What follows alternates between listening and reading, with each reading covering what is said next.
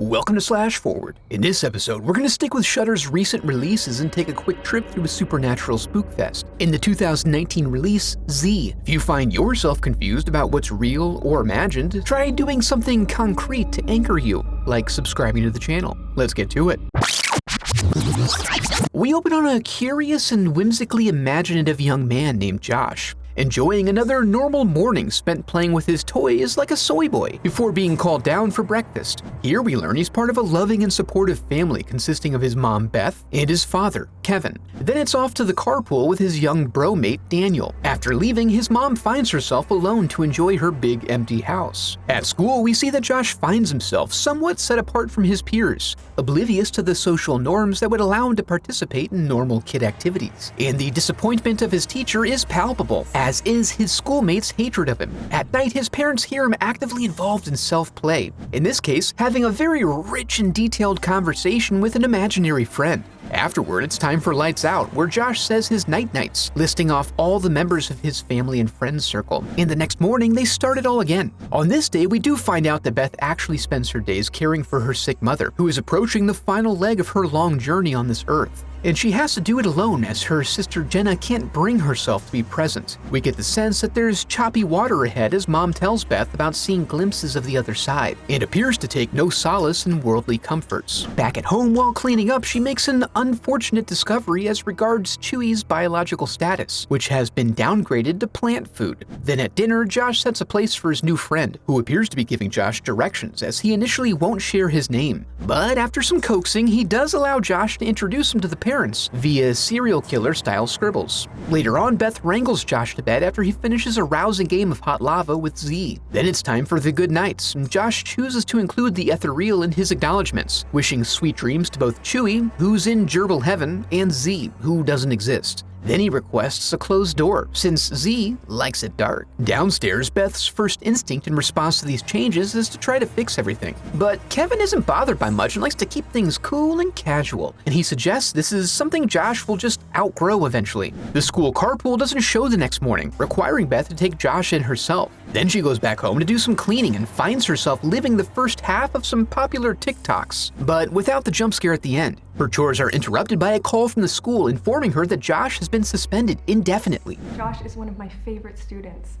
Despite the foul language and abusive behavior you're suspending him for, of course. It's all detailed in the red cards they sent home, which have been coming back with old Kevin's John Hancock on them. While our first inclination may be to presume something supernatural, we are immediately shown that the grievances are recounted on red cards, and that Kevin admits to signing and sending them back, pulling the old boys will be boys line. Of course, the other boys in class are not on indefinite suspension, so, they agree to take him to a psychologist to try to get a handle on this imaginary friend situation, and are hoping Dr. Seeger will have some options for them to help foster his active imagination without him being so much of a weirdo about it. But his recommendation is that one of them take on the friend role to fulfill his needs in that area, their mutual worst nightmare. When Josh drops Z's name on his way out, Seeger appears to be shook. Beth tries to unpack some of this with Jenna, and also tries to convince her to see Mom, but Jenna's afraid that seeing her mom in her current state will compel her to feel sorry for her, indicating there are some deep-seated traumas at play within the family. Beth wakes up that night to the sound of someone clomping around downstairs, and she ventures down to see if it's possibly some sort of a horse, or man, or a horseman. But she just finds boring old freak boy downstairs, behaving as a freak. He's making a sandwich for Z and trying to fulfill his exacting requirements. Beth convinces him to come back to bed, and in the interim, someone eats the sandwich. We find out their plans for the first day of suspension are to rage out at Play Zone, where all the suspended kids go to while away the seemingly unending structureless days. Beth tries her best to fulfill his needs, but just doesn't have the energy nor patience to keep it up. But this man does. Beth runs toward the sound of Josh screaming and finds him utterly destroyed. But he was just faking it, you sucker. At dinner time, Beth is somewhat disturbed by her vision of the naked tube man. She tries to get this off her chest by confiding in Kevin, and then he admits that he also had a spooky interaction with a strange and creepy figure who was peering out at him from a dark corner of the room.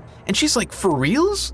No, it was my jacket. Whoa, what a dickhead. The next day, we stare into the unending maw of the nether realm. After sharing a survivor's cigarette, Beth follows the sound of a strange electronic voice in the basement. The old toy seems to only work for the letter Z, but only when she's not pressing it. Later, we see Beth trying desperately to set up a playdate for Josh, but she discovers her son's been burning bridges all over town. She does get a pity date set up at Daniel's house, since his mom owes her for ghosting her on the whole carpool situation. She apologizes, but explains that Daniel was deeply disturbed by Josh's behavior, which included suggesting they harm animals. This is strange to Beth because while Josh may be kinda weird, he'd certainly never hurt even a fly.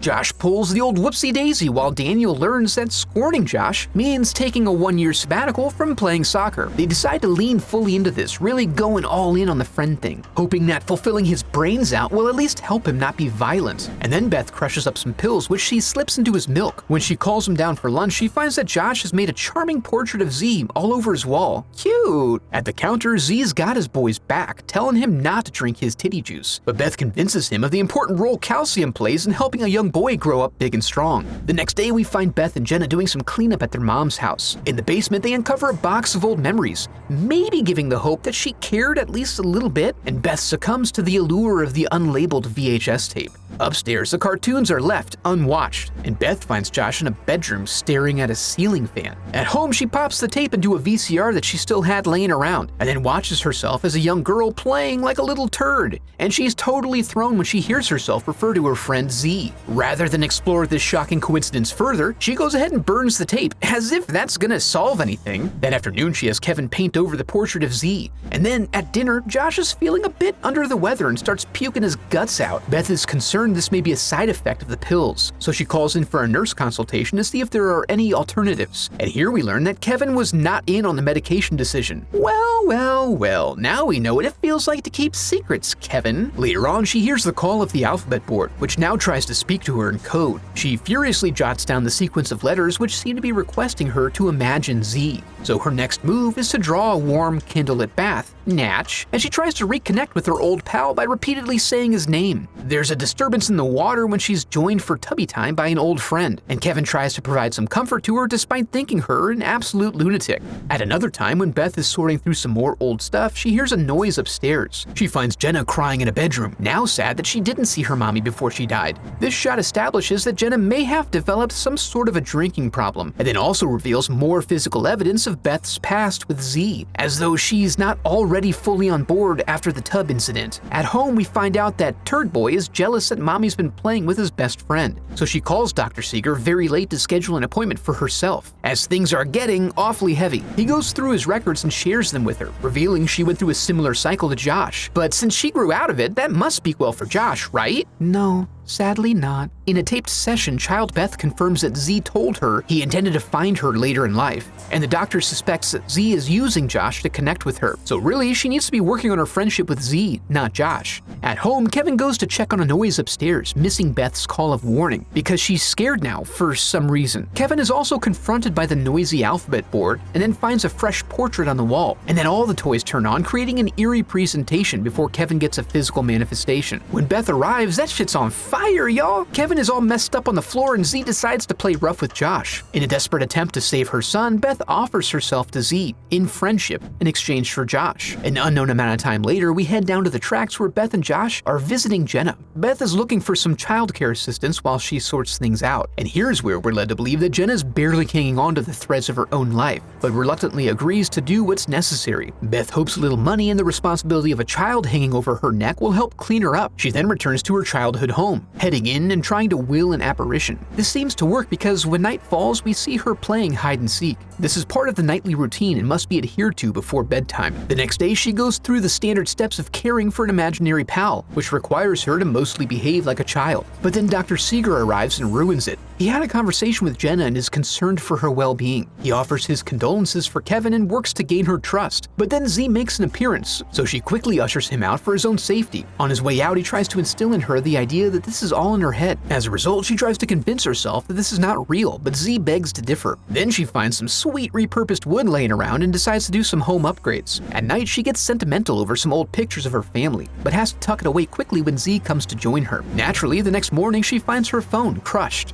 Things go on like this for a while. Feed, play, have terrifying visions, until we find Z ready for the next phase. Luckily for her, the honeymoon only involves an invigorating game of hot lava. She manipulates the rules of the game to garner herself a few minutes of privacy to check in with Jenna and Josh. But she goes back to check on Z to find that he easily found a way down, and then he bursts out of the house. Beth calls Jenna back to warn her, but in the span of a few seconds, Josh disappears. Before Beth can get some sort of resolution from Jenna on what's going on her end, Dr. Seeger shows back up for a wellness check. We see that Z has convinced Josh to play trains with an actual train. While back at the house, Dr. Seeger continues to press the idea into Beth that this is all in her mind. As she ponders this, the train bears down on Josh. Then the police bust in, guns drawn. "Wellness check, bitch, you better be doing all right!" And they find that she attempted to stop all of this nonsense by turning off her brain. On the line, we hear that Jenna has retrieved Josh, and he's fine. Other than the general weirdness, of course. In the denouement, we see that Beth is with Josh forever now, a vegetable after her accident. And as they all turn in for the night, Josh rips off his goodnight list for very important people.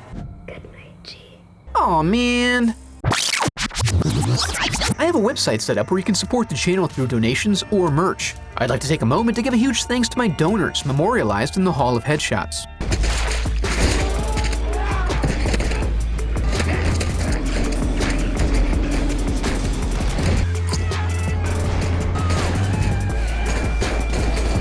Z was fair to middling. It had some good scares and setup, and I can see where they tried to inject specific plot points for foreshadowing and callback later in the story. That's all good, but overall the script played out kind of like some folks had the opportunity to make a movie and tried to think of some cool scary scenes and then build a story around them. But it was well executed overall. If you enjoyed the video, I'd love for you to become a part of the channel by subscribing. Thanks for watching.